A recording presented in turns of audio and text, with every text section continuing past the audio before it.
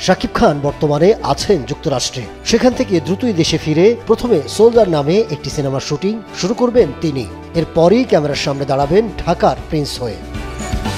যদিও সিনেমার নায়িকা কে হচ্ছেন তা নিয়ে এখনো আসেনি আনুষ্ঠানিক ঘোষণা। শোনা যাচ্ছে কলকাতার অভিনেত্রী ইথিকা পালকেই নেওয়া হচ্ছে এই সিনেমায়।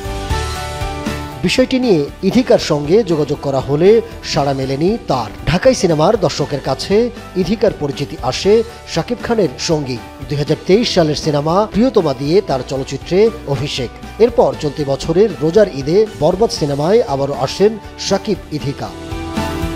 সেই ধারাবাহিকতায় হয়তো ফিরছে শাকিব ইথিকা জুটি। তবে বাংলাদেশের কাউকে নায়িকা হিসাবে দেখার পক্ষে অনেকেই।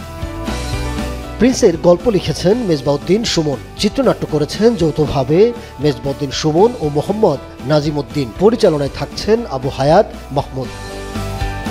অক্টোবর থেকে শুটিং শুরু করার কথা থাকলেও জানা গেছে সেটি পিছিয়ে শুরু হতে পারে নভেম্বরে। সবকিছু ঠিক থাকলে সিনেমাটি মুক্তি পাবে আগামী ঈদুল ফিতরে।